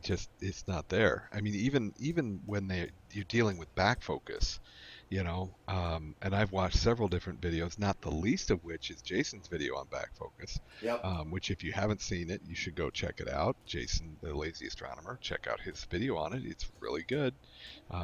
Is the what the manufacturer set is, like on the C14, it's 146 millimeter back focus, right? But each scope might be a little different. So you need shims, to get to hyper tune that back focus to get it just right. I mean, you might get lucky, and you get it right spot on, and your back focus is good, and your stars aren't eggy in the corners. Everything's golden. But that's why Blue Fire makes their shim set. For Blue Fireball. Blue Fireball. Yeah, Blue Fireball. That's why they make a real good shim set, for all different kinds of image train setups. Yep. And Tegan actually texted me. He said, I apologize, but he had to reset his router. He's getting some funky stuff going on. He's going to wish everybody a good night. He said he needed to cut out early anyway, so. That's fine. He hung longer than I thought he was going to. Yeah, well, I'm actually... And I actually picked up, I know you and I were talking about this offline, I actually picked up a person that's going to be helping us with some of the social media points for AstroWorld, and I'm meeting with him after this show.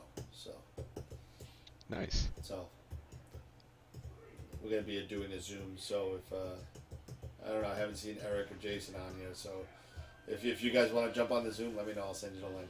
But it's not for general public, so Mark, you can't come. So, Chris said backlash is no problem. I use overshoot method; it works fine. Yeah, absolutely, you can do that too. But if you want something that's super accurate, super sensitive, you get a couple of things to come to mind. The feather touch that Scott has, the Asato. Even though I know Mark said the Sesto Senso, super accurate, really good. It's good. It's going to be interesting.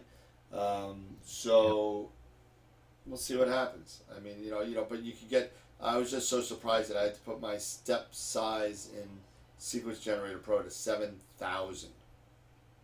Yeah. 7,000 steps in between focus points in order to get a proper V curve on it. But what is the actual step size?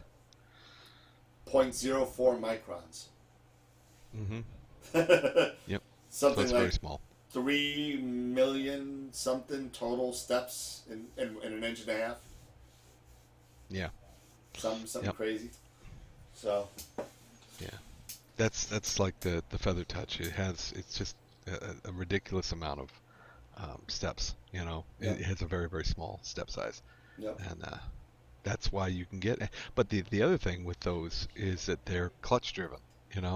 Yep. And the clutch driven focusers they're just very accurate. Yeah. This doesn't have an external. The Asato doesn't have an external clutch. It's in there. You're not focusing this thing manually. It's never gonna happen. Right. The other ones like the Moonlights, at least I'm not sure about the night crawlers, but at least the version 2 and version 3 motors are clutch driven. The Feather Touch Touches. has the manual clutch as well. And what we mean when we talk about manual clutches is basically you're disengaging the motor, so you're able to move your rack and pinion or your Crayford focuser or whatever freely and get it to a coarse focus if you want to, and then tighten it up and re-engage, so you could use that as your your 0 point. Just if you're going to do that, just keep in mind, if you're going to do that, make sure that your focus step in the software is not 0. On either end. On either end. Don't make sure it's not 0. You want leeway. Get it in get it in straight focus, whatever straight focus is. Go to step 1,000 or whatever it is that makes it okay. So you're able to move the focuser back and forth. Yep.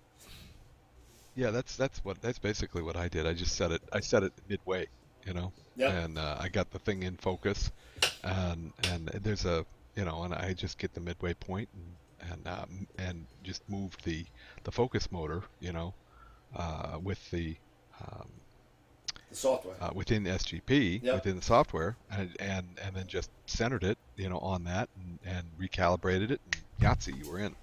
Yeah, absolutely. I mean, Chris, I've had 3 Moonlights. I haven't had any night crawlers. Mark has a night crawler, I know. But I'm telling you, the whole Moonlight Ron Ron's awesome. I mean, the guy's a great guy. He's a great human being. He does a great job for the astronomy community. He's got everything you want, and he's super responsive to emails or whatever. And he's a really, really good professional person. So I can't recommend Moonlight any more than I'm already doing it. So I can't. They're great. Yep. I love my night crawlers. I just got the light crawler. Look, it's got a light crawler now. You're a mess, Mark. Yeah. You got too much equipment. I think you need to sell some for me for cheap. Yeah, for whatever reason, Mark couldn't get the Feather Touch to work with his 11. Don't know why, but he couldn't get it to work right. And I don't know why. Not sure. Mine works great. Like I said before, sometimes things don't work for certain people, and that's just the way it is. You gotta figure out what works for you, and run with it. And don't do like what Scott did and change your rig 4 times in a year. But if you have to, you have to. If you have to, you have to. I mean, in Scott's defense, he had a weight problem and he needed to get something with a little bit more capacity, and that's why he changed. So I mean, it wasn't. Yeah. It was. I'm not making Scott to be as crazy as I'm making him seem to be, but he's a little nuts, but not that nutty. Oh yeah, no, it's full on nutty. Yeah. So I have about 5 minutes left in me because then I gotta go get ready for that meeting.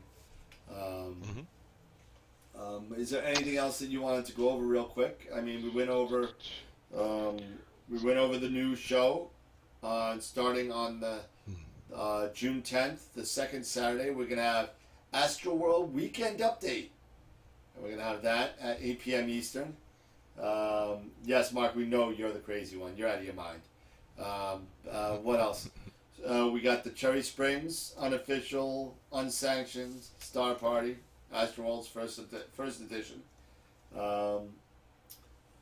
I didn't answer my question about the IR narrowband filter. You lost me on that. If you're using a narrowband filter, you're cutting everything out anyway. Anyway, you're only at a certain wavelength. Yeah, I don't know. Are you looking for something that Maybe you didn't type it right. I don't understand the question, so maybe you could expand on that a little bit. That might be helpful. So. Yeah, he may not have typed. Go all the way back to the top of the chat. Mark, do you have any idea how many chats we got going on here? Help me out, brother. or throw me a text later.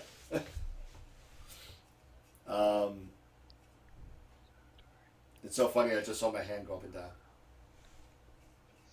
Yeah.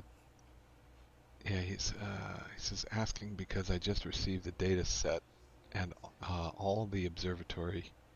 An infrared narrow band. Wow. Narrow band filter. Wow. In place of luminance filter. No, I have not. I have not used it. Nor have I heard of many people who have, to be honest with you.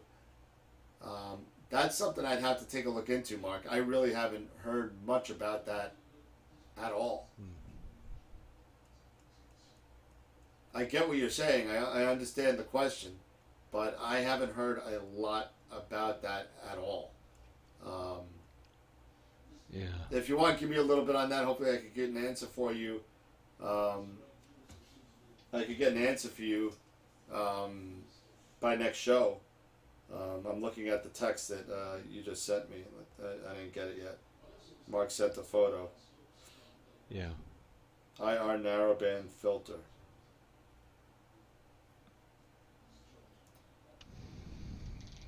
Well, I mean, there's infrared filters that the people use for terrestrial landscape work. Yeah, for, you know, flowers and other things, trees and such. But for space, I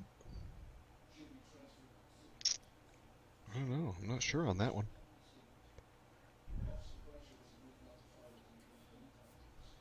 Opticology, ultra narrowband. I'd have to look at that. I mean, near infrared bandpass filters. Yeah, I have not used it. I'm looking at a couple of people in the UK that have, but let me do some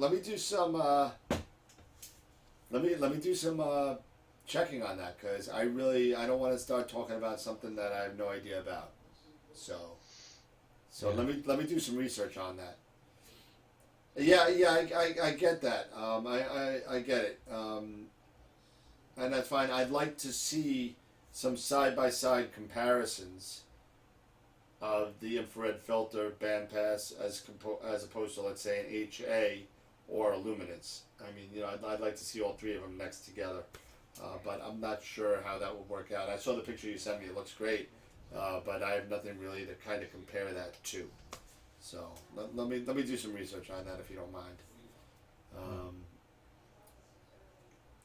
Yeah. What would you use that for? Planetary? Planetary. Yeah. Not planetary. Planetary as in planets, but planetary as in nebula. Yeah. Yeah. Yep. All right. Well. Yeah. So, we're coming up on 2 hours. Right? Yeah, we're coming up on 2 hours. 9:48. Yep.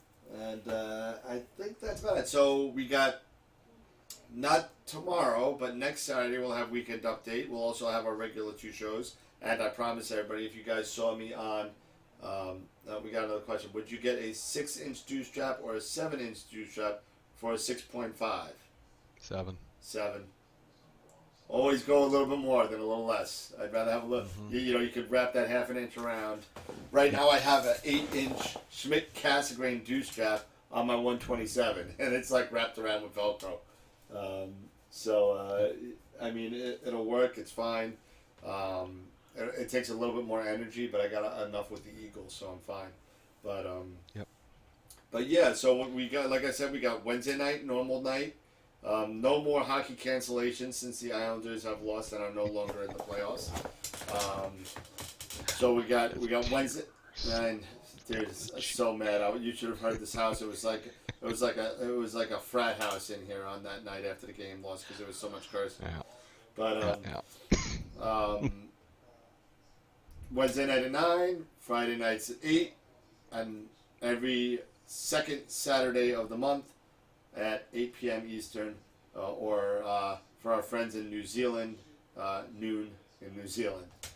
So after that, don't forget, if you want, you know what, if anybody's interested in the Cherry Springs, and I'll put, let's see, if anybody's interested in going, and of course my button's not working, awesome, send me an email. Send me an email. I'm going to see if I can put it up there real quick, if I can find it. Yeah. Put it in the text. Email text chat. There we go. Oh, well. Oh, hold on. I just cut everybody off. Where is quick play? And then we'll put this on one. There we go. Yep. And that's AstroWeb.com. AstroWorldWeb.com. Info at or Dan at. You can do either one. Send me an email. I'd like to kind of organize it a little bit. So if you're interested, let me know. I could give you some information on if you want to camp, if you want to do the RV, or if you want, like I'm going to do, I already got a hotel rented, because I don't do sleeping in a tent during the daytime. I don't mind tents. I have a problem with star parties and sleeping during the daytime in a tent. It just gets really hot. It gets bright. I never get any sleep. I did it one year, and it was the most dreadful star party. Even though it was the most beautiful skies that I saw in Cherry Springs, and I couldn't enjoy them just because I was exhausted. And so I just won't do that anymore. I found a hotel which is about 10 miles away that has blackout shades, and it's made for star goers. So that's where I'm going to be staying. So if you guys want any information, send me an email. And I'll get back to you with some information if you want. Don't forget also the Southern Sky Challenge Round 2. Don't forget that. We picked out a telescope. So if you want to donate and for the data and enter the challenge, I'm still working on the prizes for Round 2. But it looks like we're going to have another $100 gift certificate from Camera Concepts, another $100 gift certificate from Explore Scientific. And I'm working on the grand prize. I'm still working on that. So that being said,